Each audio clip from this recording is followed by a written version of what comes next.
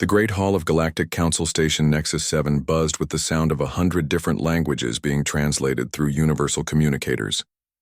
Captain Lee Jun sat in the human delegation section, his hands folded tightly in his lap.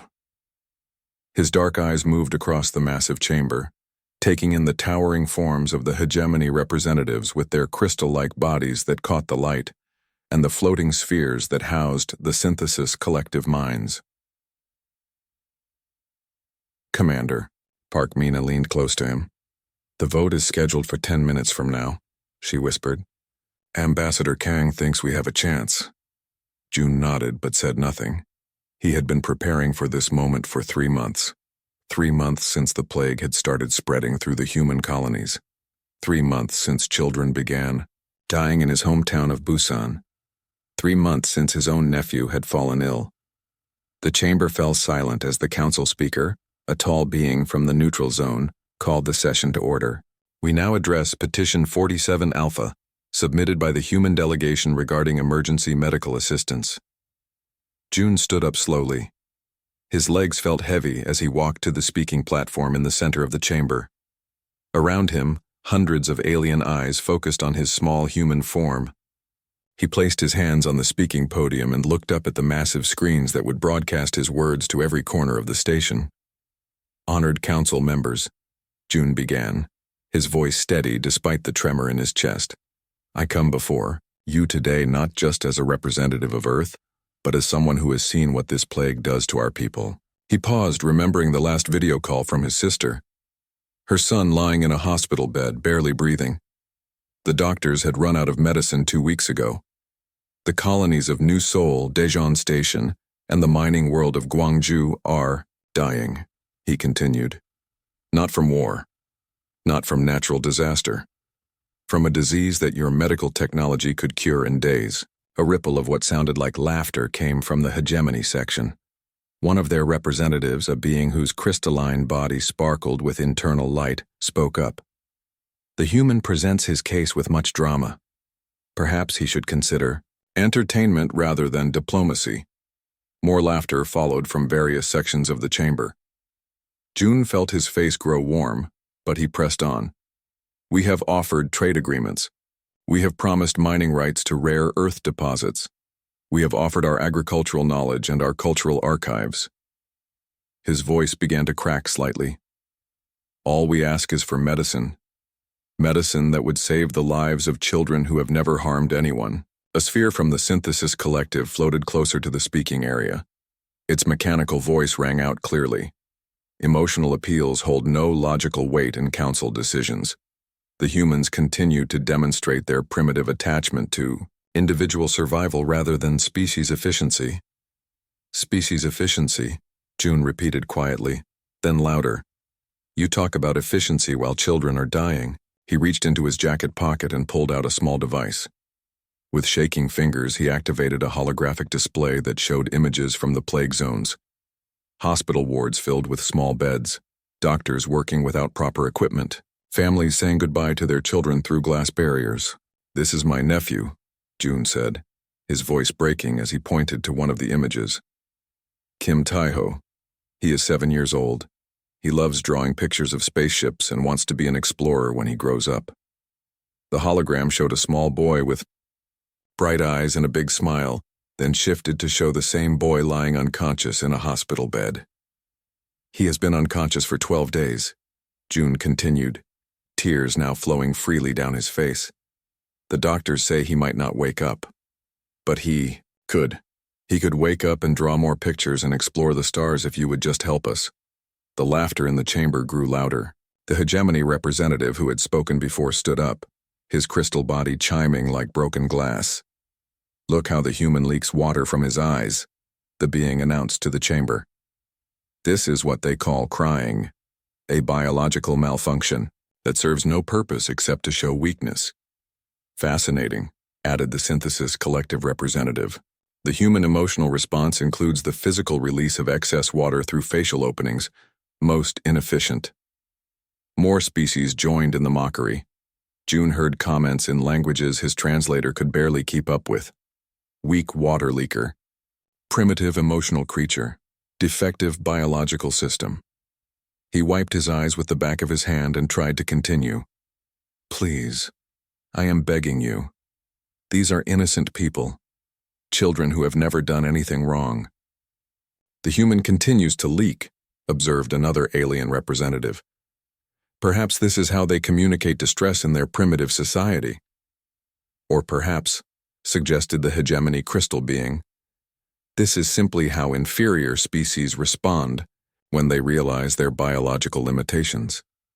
The chamber erupted in what could only be described as alien laughter. Some species made clicking sounds, others buzzed, and the crystal beings chimed in harmony, but all of it was directed at the human standing alone on the speaking platform, tears streaming down his face. Ambassador Kang Day, the senior Earth representative, tried to salvage the situation. He stood up in the human section and called out, "The human delegation requests a brief recess to reorganize our presentation." "No need," announced the council speaker. "We shall proceed to the vote. All in favor of approving the human request for medical assistance." A few scattered lights appeared on the voting board. Perhaps 12 out of the 300 council members present. All opposed. The board lit up like a star field. The vote was not even close. "Motion denied," the speaker announced. "The council finds insufficient cause to approve emergency aid to human colonies. This session is adjourned." June stood at the podium for a long moment, watching the alien representatives file out of the chamber. Many were still making sounds of amusement as they passed. Some pointed at him and spoke in their native languages to their companions. "Commander." Park Mina appeared at his side. "June, we need to go." He nodded slowly and followed her toward the exit. But as they walked, Mina noticed something that made her pause. June had stopped crying. His face was completely dry now, and when she looked into his eyes, she did not see defeat. She saw something else entirely. Something that made her take a small step backward. Something that would have terrified the alien representatives if they had bothered to look back at the human they had just humiliated. But they did not look back. They simply continued laughing as they left the chamber, completely unaware that they had just made the worst mistake in galactic history. June wiped his face one final time and walked out of the council chamber. His tears were finished now. He would not need them for what came next. 3 months had passed since the council vote. Dr. Kim Yuna sat in her laboratory on Earth staring at data that made no sense. The reports coming in from the human colonies were impossible. According to every projection, the plague should have wiped out at least 60% of the population by now. Instead, something remarkable was happening. "Commander Park, you need to see this," Yuna called out as Mina entered the lab. Mina walked over to the holographic display showing colony statistics. "What am I looking at?" "New Sol colony reported a 95% recovery rate last week," Yuna explained, her voice filled with disbelief. "Daejeon Station has not only beaten the plague but has started producing surplus food. And Gwangju Mining World just sent us new mineral extraction techniques that are 3 times more efficient than anything we had before." Mina frowned. "How is that possible? We never got the medical supplies." "That is what I am trying to understand," Yuna said, pulling up more data. "Look at this pattern. Every colony that was hit hardest by the plague is now performing better than colonies that were never infected at all." The data showed productivity charts, survival rates, and innovation indexes. All of them painted the same picture. The colonies that had faced the worst crisis were now thriving in ways that seemed to defy logic. "Where is Captain Lee Jun?" Mina asked suddenly. "I have not seen him since the council meeting." Yuna paused her work. "That is another strange thing. He resigned from the diplomatic corps 6 weeks ago. Ambassador Kang said he left without explanation." Mina felt a cold sensation in her chest. She remembered the look in June's eyes after the vote. "Do we know where he went?" "No official records," Yuna replied. "But I have been tracking some unusual reports. A human matching his description has been spotted on 7 different colony worlds in the past 2 months." "Doing what?" "That is the mystery. No one seems to know. He appears, stays for a few days, then disappears. But after his visits, the colonies always report major breakthroughs. Mina pulled up the security network. Show me any footage we have. The first video showed a man in simple clothes walking through the markets of New Seoul Colony. His face was thinner than before, and his eyes held a focus that seemed to cut through everything around him. But it was definitely June. Look at how he moves, Yuna observed. Before the council meeting, he walked like a diplomat. Now he moves like someone with a mission. The next video was from Daejeon Station. June was talking to a group of farmers whose crops had been failing due to contaminated soil. Within days of his visit, they had developed a new growing technique that not only cleaned the soil but produced twice the normal yield. He is not giving them answers, Mina realized as she watched. He is asking them questions, the right questions. What do you mean? Watch his body language. He is not teaching them what to do. He is helping them figure out what they already know how to do. More footage showed similar patterns. June appearing in mining operations, medical facilities, and research labs, always asking questions, always listening, and always leaving behind people who suddenly found solutions to problems they thought were impossible. I need to find him, Mina said. Why? It looks like he is helping people. Mina pulled up the final piece of footage. It showed June leaving Gwangju Mining World, walking toward a transport ship. For just a moment, he looked directly at the security camera. His face was calm, but his eyes held something that made Mina's breath catch. Because I think, Captain, Lee June has figured out something that the rest of us have not, she said quietly, and I think it has to do with what happened in that council chamber. That evening, Mina received a message on her personal communicator. The source was encrypted, but she recognized the voice immediately. Mina, if you are watching this, then you have seen the reports from the colonies. Meet me at the coordinates I am sending. Come alone. There are things you need to understand about what humans can do when we stop asking for permission. The coordinates led to an abandoned research station in the outer rim. Mina took a small transport ship and traveled there without telling anyone where she was going. She found June waiting for her in what used to be the station's main laboratory. He looked different. Not older, but somehow more solid. Like he had found something inside himself that had been missing before. You came, he said simply. Of course I came. June, what is happening? The colonies are reporting impossible improvements. People are saying you have been visiting them. I have been learning, he replied. Learning what happens when humans stop crying and start thinking. What do you mean? June activated a holographic display that showed data from dozens of human settlements. The aliens in the council made a mistake, Mina. They thought our tears meant we were weak, but they never asked what happens after the tears stop. The display showed psychological profiles, productivity charts, and innovation rates. All of them told the same story. Humans who had experienced the deepest grief were producing the most remarkable solutions. Grief does not break us, June continued. It forges us. When we lose something precious, we do not just mourn. We measure exactly how much we are willing to sacrifice to make sure we never lose anything that precious again. The colonies, Mina said, understanding beginning to dawn. The colonies were dying. Their children were dying. So they stopped being colonies and became something else. They became laboratories. Every parent became a researcher. Every farmer became an inventor. Every miner became an engineer. And you? June smiled. But it was not the warm smile she remembered from before the council meeting. This smile had edges. I stopped being a diplomat, he said. I became something the galaxy has never seen before.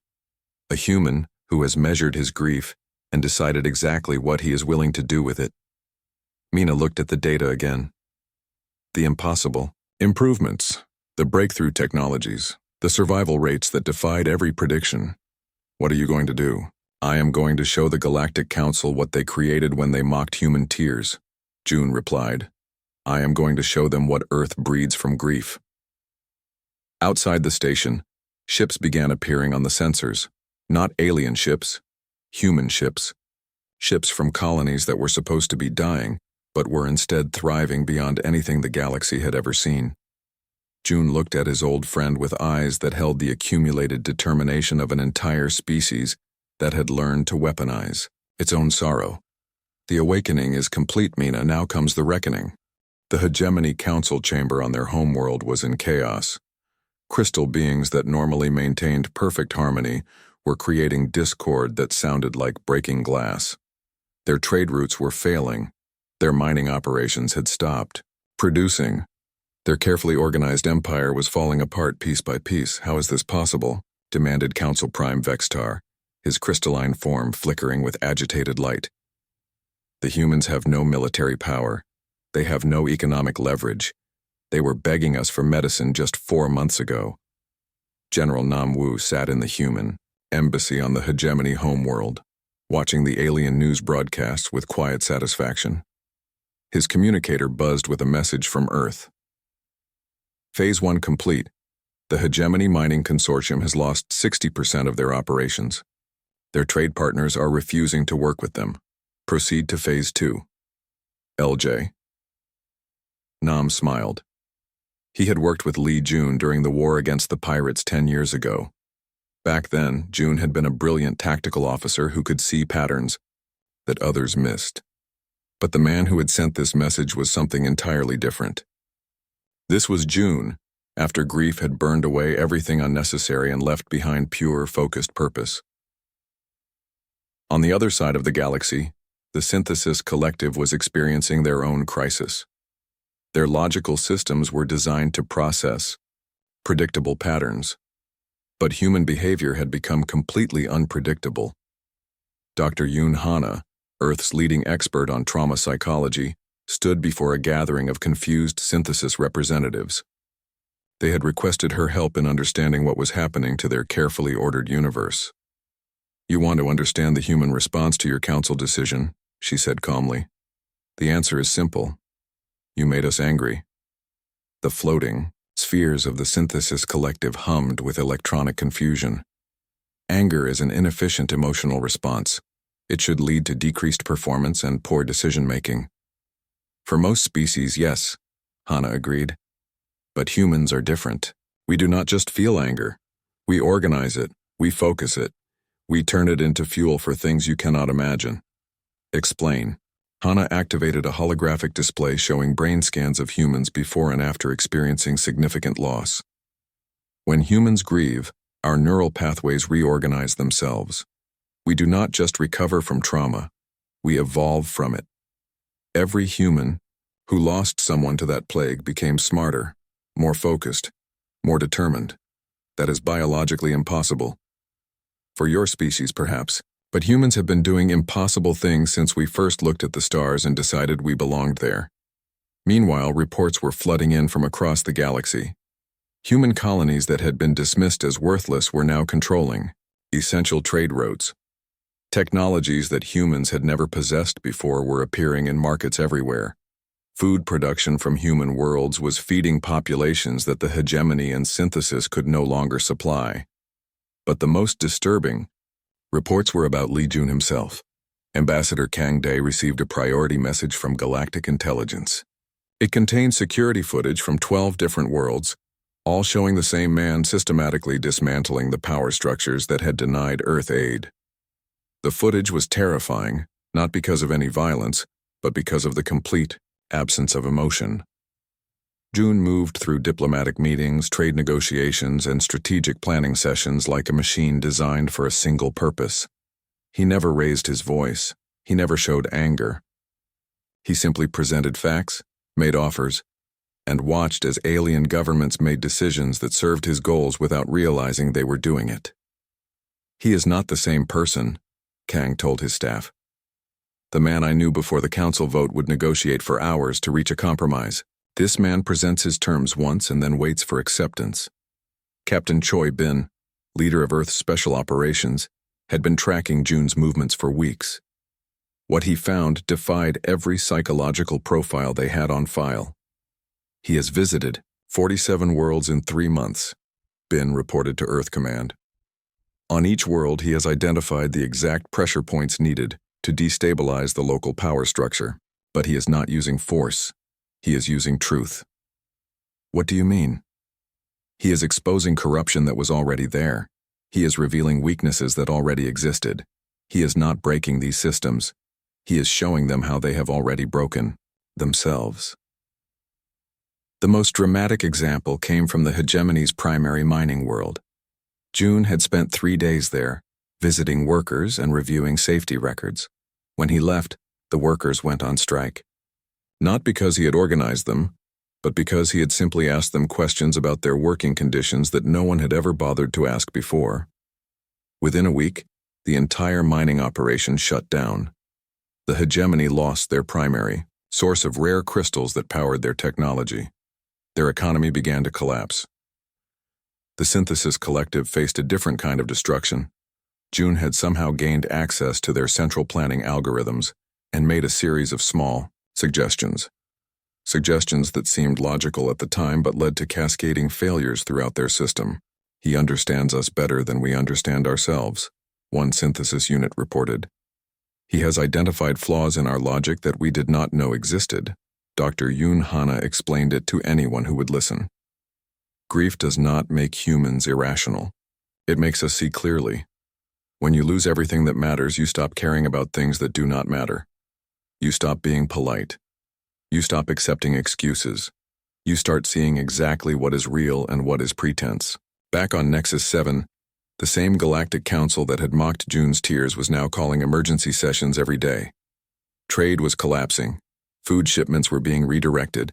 Mining operations were shutting down. And somehow, humans who had been begging for help just months before were now in control of resources that the galaxy needed to survive.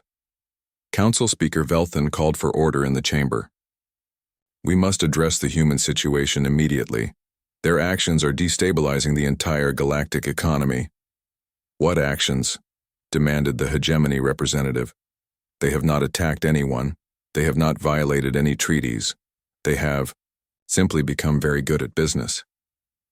Too good, replied the Synthesis Collective. Their efficiency rates are beyond what should be possible for their species. What none of them understood was that humans had not become more efficient.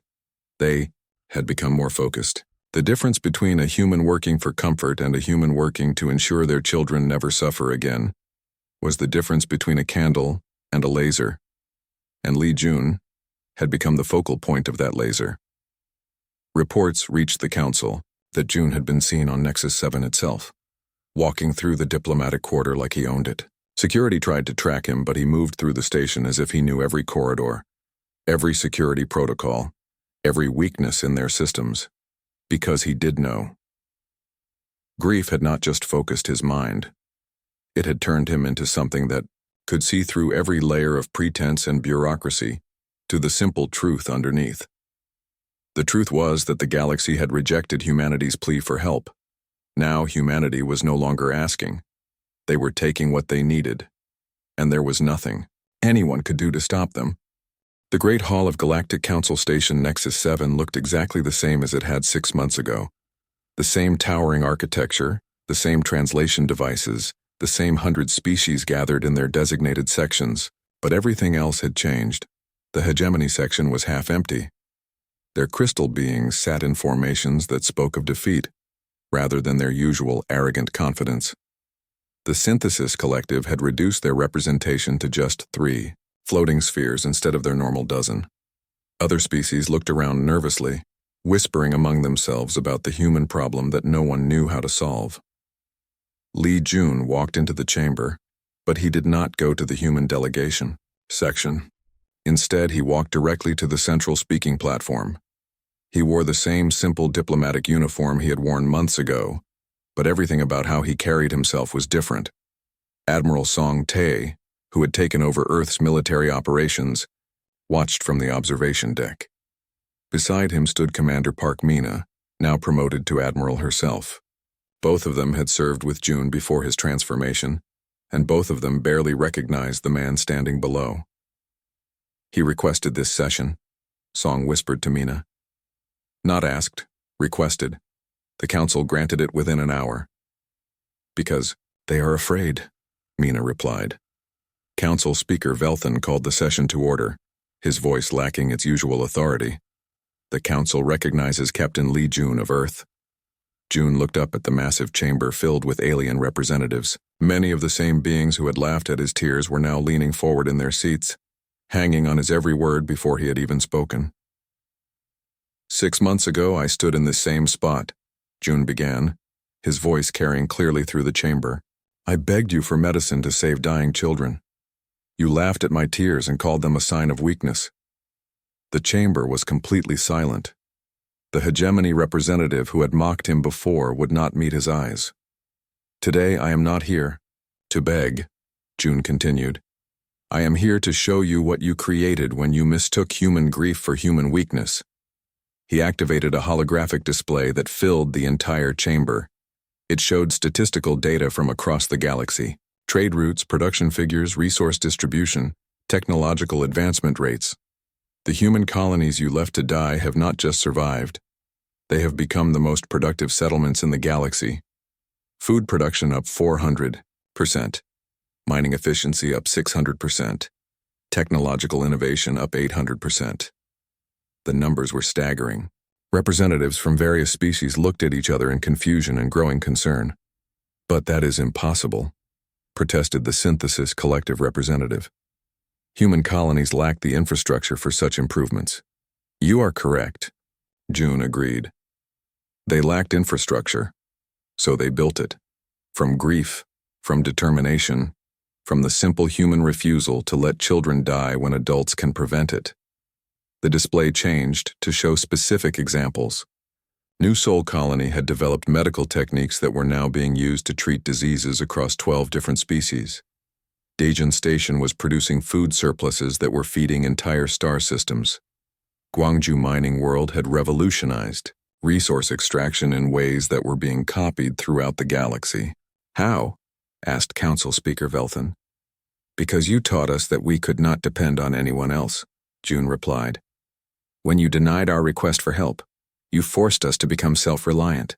But humans do not just become self-reliant. We become unstoppable. Ambassador Lim Su stepped forward from the human delegation. She was one of the plague survivors, her face bearing the scars of someone who had fought death and won. I was dying 6 months ago, she said to the chamber. My children were dying, my husband was dying. The medicine existed to save us, but you would not share it. She paused, letting her words sink in. So we learned to make our own medicine, not just for the plague, but for everything. We learned to grow our own food, not just enough to survive, but enough to feed others. We learned to mine our own resources, not just to meet our needs, but to exceed them. The display showed more data. Human colonies were now major suppliers of essential goods to species across the galaxy. Food, medicine, rare minerals, advanced technologies, all produced by settlements that had been written off as doomed just months before. The galactic economy now depends on human production, June stated. 60% of medical supplies, 40% of food distribution, 70% of advanced mining equipment, all coming from colonies that you refuse to help. Council Prime Vextar of the Hegemony finally spoke. What do you want from us? June smiled, but it was not a warm expression. Nothing. The word hung in the air like a blade. Nothing? Velthan repeated. We asked for your help once. You refused. We will never ask again. We do not need your permission to save our children. We do not need your approval to feed our families. We do not need your cooperation to build our future. The implications of his words began to sink in. If humans no longer needed anything from the galactic community, then the galactic community had no leverage over them. But humans now controlled resources that everyone else needed. Surely there must be some agreement we can reach, suggested the Synthesis Collective representative. There is, June agreed. You can continue to receive the food, medicine, and technology that human colonies produce. In exchange, you will provide fair compensation at rates we determine. You cannot dictate terms to the entire galaxy, protested another representative. We are not dictating anything, June replied calmly. We are simply no longer accepting your terms. The difference is that you need what we produce more than we need what you offer. The truth of it was undeniable. The data showed that human colonies were now essential to galactic civilization. But more than that, they had become the most advanced and efficient producers in known space. "How did this happen so quickly?" asked Velthan. Ambassador Lim Su answered, "Because when you mock human tears, you create human monsters. Not monsters of violence, but monsters of determination. Every parent who watched their child suffer became a researcher. Every farmer who saw crops fail became an inventor. Every miner who worked with inadequate equipment became an engineer." "And Captain Lee?" asked Council Prime Vextar. June looked directly at the crystal being who had led the mockery 6 months before. "I became something you have never encountered before. A human who has measured his grief exactly and decided what he is willing to do with it. Which is whatever is necessary to ensure that no human ever has to beg alien powers for the right to save their own children." The chamber fell into complete silence. The implications were clear. Humanity had evolved in 6 months from a species seeking help to a species that no longer needed help from anyone. But more than that, they had become a species that the rest of the galaxy now needed. "The vote you took 6 months ago has consequences," June continued. "You created a humanity that depends on no one but feeds everyone. You created a humanity that asks for nothing but provides everything essential." He paused, looking around the chamber at faces that were no longer laughing. "You wanted to see what happens when humans stop crying. Now you know. We become something that makes the rest of the galaxy cry instead." The session ended with no vote taken and no resolutions passed, because everyone in the chamber understood that the balance of power in the galaxy had shifted permanently, and it had shifted because they had mocked the tears of a man who was willing to transform his grief into whatever the universe required. 1 year after the vote that changed everything, Earth looked different from space. The blue marble that had once seemed small and fragile now sat at the center of the busiest trade network in the galaxy. Ships from dozens of species came and went constantly, all seeking the food, medicine, and technology that human worlds now produced better than anyone else. President Oh-min stood in his office overlooking the new interstellar trade center in Seoul. Through his window he could see alien diplomats walking alongside human citizens, but the dynamic had completely reversed. Now it was the aliens who came seeking deals, requesting meetings, hoping for favorable trade arrangements. "The monthly reports, sir," his aide said, placing a data pad on his desk. Oh-min reviewed the figures with satisfaction. Human colonies were not just surviving, but setting records for productivity and innovation every month. New Seoul Colony had become the galaxy's leading medical research center. Daejeon Station was feeding populations across 3-star sectors. Gwangju Mining World was producing rare materials more efficiently than anyone thought possible. But the most remarkable change was in the humans themselves. A species that had once seemed scattered and chaotic had found focus, purpose, direction. Admiral Park Mina walked through the corridors of Earth's new flagship, the vessel that had been built entirely with human technology developed in the past year. She was on her way to meet with Lee Jun, who had requested a private conversation. She found him in the ship's observation deck, looking out at the stars. He seemed more at peace than she had seen him since before the plague began. "Do you ever regret it?" she asked, joining him at the viewing window. "Regret what?" he replied. "What you became, what we all became." June considered the question carefully. "I regret that it was necessary. I regret that children had to die before we learned to save ourselves. But I do not regret the strength we found in that darkness." On the planet below, Dr. Kim Yuna was giving a lecture to a mixed audience of human and alien researchers. Her topic was the psychology of species evolution under extreme stress. What happened to humanity was not unique, she explained to the fascinated audience. Every species has the potential for this kind of transformation, but most species never face the specific combination of absolute necessity and complete abandonment that forces evolution to occur so rapidly. A synthesis collective representative raised a question. "Are you saying that our rejection of human requests was beneficial?" "Beneficial is the wrong word," Yuna replied. "Necessary, perhaps. You forced us to stop depending on others and start depending on ourselves. but the cost was measured in the lives of children who died while we learned. The audience fell silent at that reminder.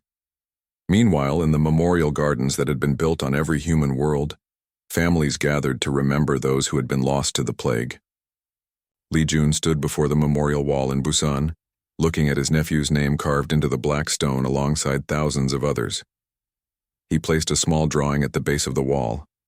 It was one of Taiho's pictures of spaceships, carefully preserved. But now there were real spaceships in the sky above them, ships that bore his nephew's name and carried supplies to colonies across the galaxy. Tears fell down Jun's face, but they were different tears now. Not tears of helpless grief, but tears of gratitude. Gratitude that Taiho's death had not been meaningless. Gratitude that no other human child would die because aliens considered human emotion a weakness. A small crowd had gathered to watch him at the memorial. Among them were several alien visitors, species representatives who had come to Earth seeking trade agreements. They watched in respectful silence as the man who had transformed their galaxy mourned his lost nephew. One of them, a young hegemony crystal being, approached cautiously. "Captain Lee," the being said in careful translated speech, "I wanted to tell you that my people understand now. We understand what we saw in the council chamber that day." Jun looked at the young alien with curiosity. "We thought we were seeing weakness," the being continued. "We did not realize we were seeing the birth of something that would change everything." "And what do you think you were seeing?" Jun asked. "Love," the alien replied. "Love so strong that it was willing to become anything necessary to protect what it valued most." Jun nodded slowly. "Your people learn quickly." "We had to. The galaxy belongs to humans now, not through conquest, but through necessity. Everyone needs what you produce. Everyone depends on what you have built." That evening, representatives from across the galaxy gathered for what had become a monthly coordination meeting. The location rotated between human worlds, but the purpose remained the same: to ensure that the resources humanity produced were distributed fairly across all species. But the meetings were not negotiations. They were briefings. Humans announced their production schedules, their shipping arrangements, their pricing structures. Other species could accept the terms or find alternatives that no longer existed. President O-Min addressed the gathering. "The medical supplies for the Outer Rim will ship next week. Food convoys for the synthesis worlds will depart on schedule. Mining equipment for the hegemony reconstruction will be ready within 10 days. "What about payment?" asked a representative from the Trade Federation. "Payment will be as agreed," O-Min replied. "Fair compensation for essential goods." What went unspoken was that humanity now defined what constituted fair compensation, and that definition was generous enough to maintain galactic stability, while ensuring that human worlds prospered beyond anything they had ever imagined. Later, as the alien representatives departed, Admiral Song Tae joined President O-Min on the observation deck. "Do you think this is what we wanted?" Song asked. "To become the galaxy's essential provider?" "No," O-Min replied honestly. "What we wanted was for our children to live. What we got was the power to ensure that no one else's children have to die from preventable causes." And Lee Jun? What did he want? O-Min looked out at the stars where human ships were departing for dozens of different worlds, carrying hope in the form of food, medicine, and technology. He wanted his nephew to draw pictures of spaceships, O-Min said quietly. Instead, he created a galaxy where every child can dream of reaching the stars. In his private quarters, Lee Jun sat at his desk writing in a journal he had kept since the day the Council rejected humanity's plea for help. "Today marks 1 year since they laughed at human tears," he wrote. "They thought they were seeing weakness. They were seeing measurement. Every tear that fell was humanity calculating exactly how much we were willing to sacrifice to ensure our survival." He paused, thinking about the children who were alive now because of medicines that had been developed in human laboratories, the families that were fed because of food grown on human worlds, the civilizations that continued to function because of technologies created by human ingenuity. They created monsters from our grief, he continued writing. But not monsters of destruction, monsters of protection, monsters of provision, monsters of love that refused to accept the death of innocence as inevitable. He closed the journal and looked out his window at the stars. Somewhere among them, ships bearing the names of plague victims were delivering hope to worlds that might otherwise face their own dark times. The aliens had been right about one thing. Human tears were a sign, not a sign of weakness, a sign that something precious was about to be protected with a strength that would reshape the galaxy itself. And in the end, that was exactly what had happened. The humans had stopped crying, not because they had given up, but because they had found something worth becoming monsters to protect. Now the galaxy belonged to those monsters, and the galaxy was safer for it.